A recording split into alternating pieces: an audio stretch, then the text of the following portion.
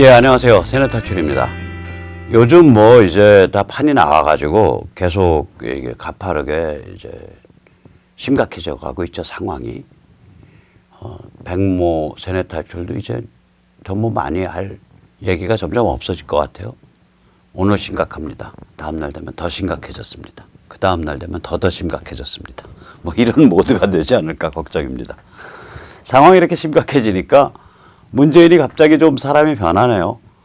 이 사람이 입에서 나오는 얘기가 진실된 얘기가 별로 없는데 느닷없이 진실된 얘기를 하니까 너무 웃기는 거 있죠. 그러니까 진실을 말하면 웃기는 남자. 그게 문재인의 그 존재론적 본질입니다. 한번 보시죠. 이 사람이 이제 6월 24일 날 그 6.25 그 유공자 그 분들 모시고서 이제 그 이야기하는 자리에서 6.25 북한 침략을 이겨내어 대한민국 정체성이 지켜졌다. 잠깐만요. 6.25가 남침이라는 거를 인정을 한 거예요. 그럼 6.25 때 북한에서 전쟁 공훈 훈장 받은 김원봉이를 서운해하겠다는 스웨덴 발언은 어떻게 된 거예요? 또 여기서 나라를 지켜내는데 미국이 지대한 역할을 했다. 또 이렇게 말을 했어요.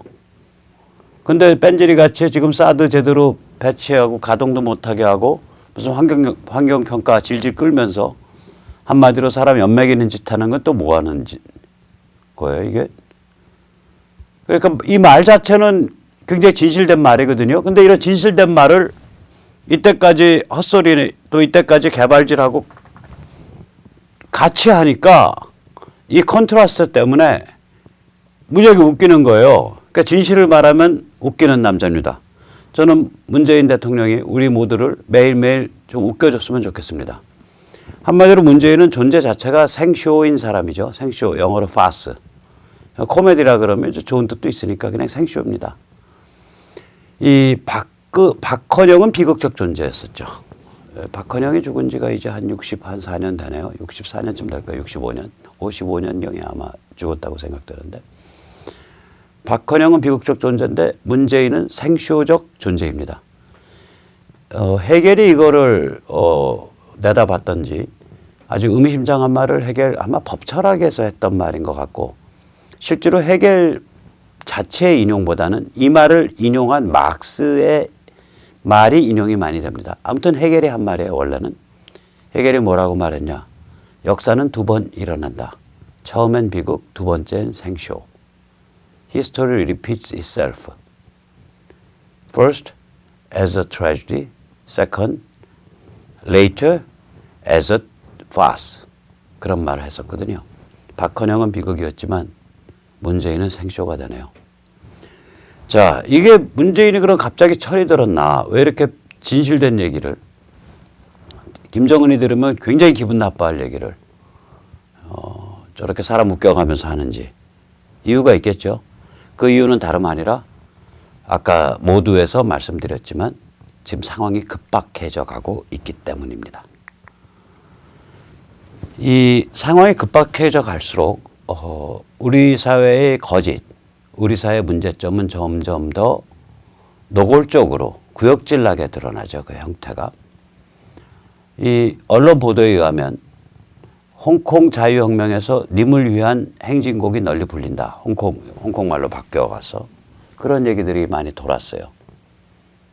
그런데 외신 보도에는 그런 얘기가 하나도 없어요. 오히려 최근 외신 보도에는 홍콩 자유혁명의 대표적 저항가요로 두 개의 노래가 꼽힙니다. 거기에는 님을 위한 행진곡의 님자도 안 나옵니다. 어떤 노래가 꼽히냐? Sing Hallelujah to the Lord. 최신 찬송가입니다. 이 최신 찬송가라는 얘기는 저게 아마 1980년대쯤 만들어졌을 거예요. 저 만든 여자분이 1951년생이니까. 그 다음에 우리 그 뮤지컬성 영화 있었죠. 레 미제라블. 거기에 Do you hear the people sing? 너 들리니? 사람들의 노래 부르는 소리가 들리니? 이런 뜻이죠. 이 둘 다 굉장히 유장하고 슬픈 노래예요. 이 특히 그 Sing Hallelujah to the Lord는 우리 교회에선 잘 안 부르는 최신 찬송가, 약간 민요풍이고 약간 유행가풍 찬송가예요. 그러니까 우리 교회 스타일하고는 좀 안 맞죠? 안 맞기 때문에 이거를 편곡해서 우리말 가사로 좀 만들까 합니다.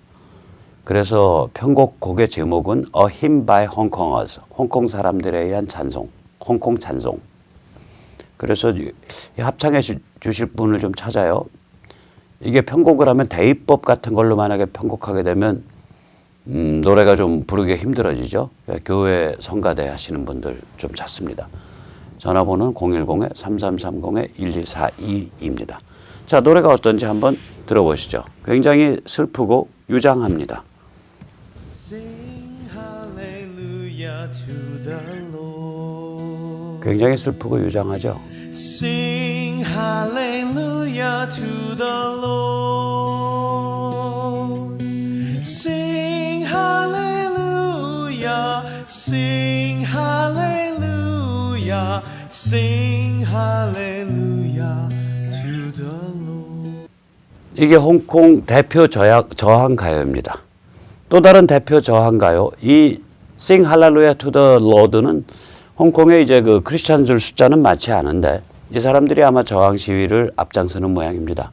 2014년 저항 시위에서도 이 노래가 대표곡이었다고 합니다. 또 다른 저항 가요는 이겁니다. Les Misérables에 나오는 노래로서 Do you hear people sing? 너 듣고 있니? 사람들의 노랫소리.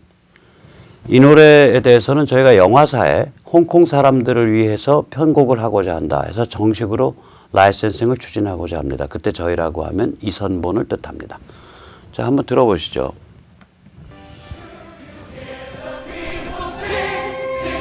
노래가 유장하죠. 웅장하고 유장한 노래입니다.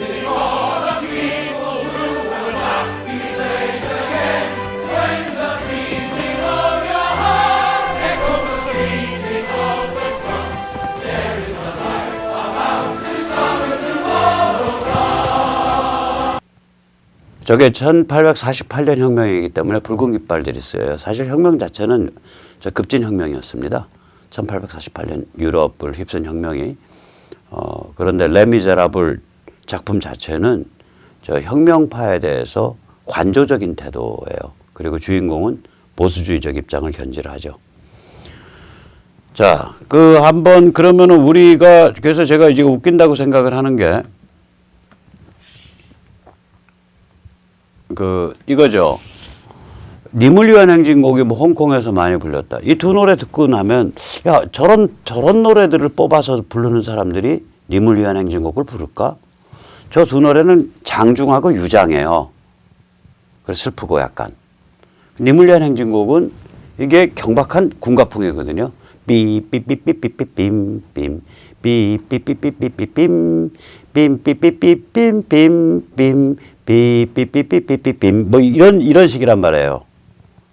이거와 이런 노래 안 부르죠. 저렇게 유장한 사람들이면. 그래서 이건 제 말이 아니고 외신에 보도되는 거 보면 전부 Sing Hallelujah to the Lord 하고 Do you hear the people sing? 이거가 보도가 되고 또 유튜브에 올라와 있는 것도 그 노래를 부르는 광경들이 올라와 있습니다. 그래서 이 우리 사회의 기레기들까지 해서 이게 완전 거짓말 천국이에요.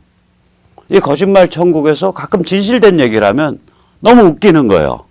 그 컨트라스트가. 아까 문재인이 노상 거짓말만 하다가 갑자기 진실된 얘기를 하니까 저게 같은 문재인이야? 그 문재인이 저 문재인이야? 뭐 이제 이러면서 웃게 된단 말이죠. 이 살벌한 상황에서 반도체 수출이 막 10% 이상 이렇게 처박히고 다른 또 화학제품 수출도 막 이렇게 처박히고 이런 그 황당한 상황에서 우리가 웃게 되는 이게 이 웃음이 참 썩은 미소인데 어쨌거나 문재인 대통령은 앞으로 진실을 많이 말해주기 바라요.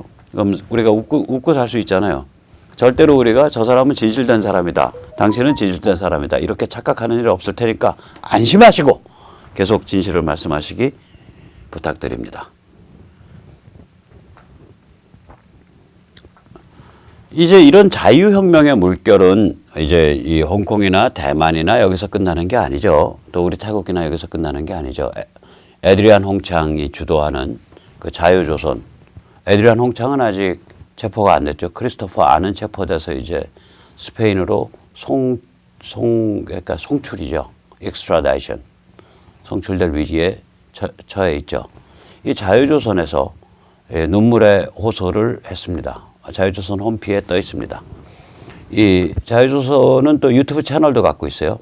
그래서 유튜브에서 이 지금 눈물의 호소가 보면 불과 조회수가 이게 신문에 보도가 됐는데도 오늘 아침에 그 조회수가 아직 5천이 안 됐어요. 아까 낮에 4,700 얼마예요. 백모의 10배는 나와야죠. 많이 눌러주세요. 유튜브에서 자유조선을 치시거나 혹은 free FREE 조선 JOSEON을 치시면 자유조선에서 올리는 유튜브 동영상들이 나옵니다. 이 동영상의 제목은 조국으로 돌아가는 길 Returning to my homeland입니다. 왜 그러냐면 이게 스페인 대사관에 그 탈북 청년이 들어가서 그 김일성, 김정일 사진을 패댕이 치는 그 첫 대목을 이렇게 몰래카메라로 찍은 거거든요. 근데 스페인 대사관은 국제법상으로 북한 영토잖아요. 그러니까 홈랜드가 되죠. 이 탈북자가 대사관을 방문한 거예요. 홈랜드를. 그래서 조국으로 돌아가기 이렇게 돼 있어요. 여기에서 이제 그 달린 그 유튜브 동영상에 달린 이 사람의 그 설명문을 보면 이렇습니다. 사람들이 자유로운 존재가 될 수 있도록 우리는 엄청난 리스크를 거머쥐고 있다. 그런데 왜 미국과 스페인은 우리를 처벌하는가? 그런데 왜 미국과 스페인은 우리를 처벌하는가? 이게 이제 국제법상으로 외교 그 대사관 이런 건 안 건드리는 게 서로 그 뭐라 그럴까요? 그 마지막 마지노선인데 이 대사관을 건드렸기 때문에 미국 입장에서는 잡아서 보내지 않으면 스페인 쪽에서 유럽 쪽에서 미국이 교만하다고 비판을 하는 걸 거고 또 스페인 입장에서는 아마 잡아서 오면 이걸 엄벌에 처해야 되나 아니면 풀어줘야 되나 봐줘야 되나 아마 고민을 좀 해야 될 겁니다. 이 스페인 쪽에서 이제 송환되면 우리 한국에 있는 사람들이 스페인 대사관 앞에 가서 선처를 요구하는 그런 그 시위를 좀 해야 될 것 같습니다. 여기서 이 사람이 이렇게 써놨어요. 저는 영어로 썼습니다. 저는 탈북자입니다. 어렸을 때 고아가 된 후에 매일 굶주렸습니다. 10대 때 중국으로 도망갔다가 붙잡혀 강제 반송된 다음 정치범 수용소에서 굶주림과 강제노동에 시달렸습니다. 저는 공개처형, 자살, 대량기아를 수없이 목격했습니다. 그 땅은 사악한 전체주의 체제에 의해 악이 자행되는 곳입니다. 간결하지만 정말 가슴이 먹먹하도록 되는 거고요. 저기서 보면 이 대사관에 들어가는 그 탈북 청년이 막 이렇게 그 숨이 가빠요. 이렇게 숨을 쉬어요. 그리고 이렇게 울음소리 같은 게 있잖아.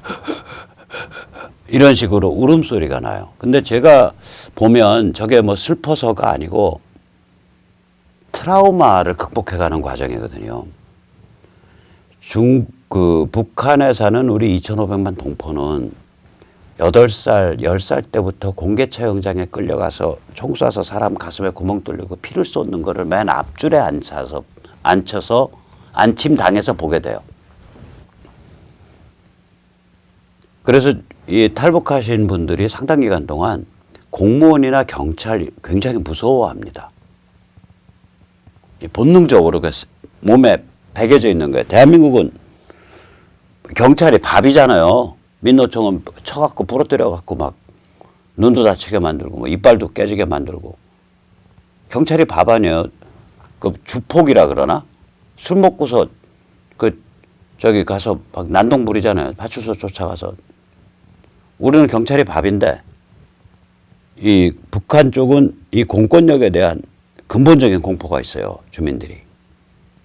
이 압제와 착 악취에 시달려 와서 그 끔찍한 두려움을 가진 사람이 도망 나온 사람이 이제 다시 국제법적으로 북한의 영토에 들어선 거예요.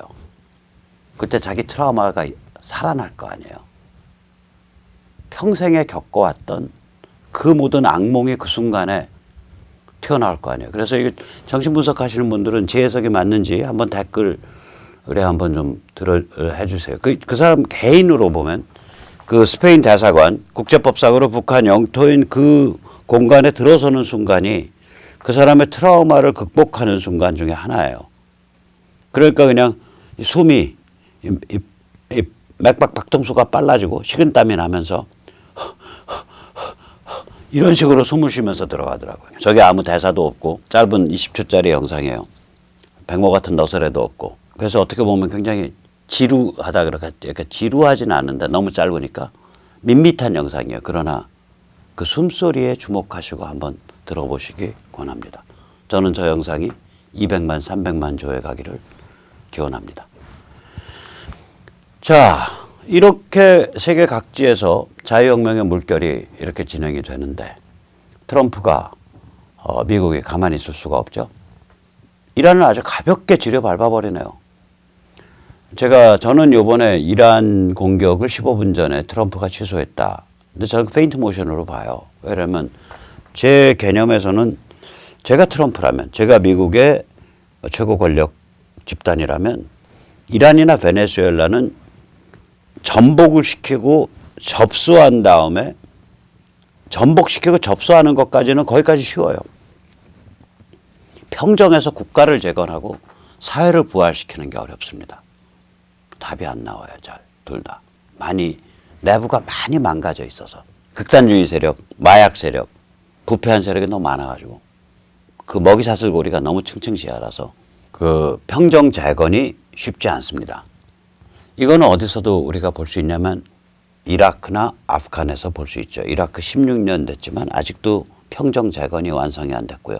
아프간 18년 됐지만 아직도 평정 재건이 완성이 안 됐습니다. 그래서 제가 미국의 지도자라면 혹은 미국의 핵심 권력층이라면 이란이나 베네수엘라는 군사로 딱 포위해 놓고 경제제재 가해서 김장 담아서 딱 땅속에 묻어버리고 말아요. 니들 알아서 거기서 내부적으로 발효해라 이거지. 어떻게 밖에서 해줄 도리가 없다. 밖에서 어떻게 해주겠냐 니들을. 이게 김장 담아서 땅속에 묻는 수밖에 없다고요. 그런데 저걸 군사적으로 와장창 때려버린다. 그러면 이거는 전복시키는 거거든요. 전복을 시키고 나면은 저걸 해야죠. 결국 평정 재건을 해야죠.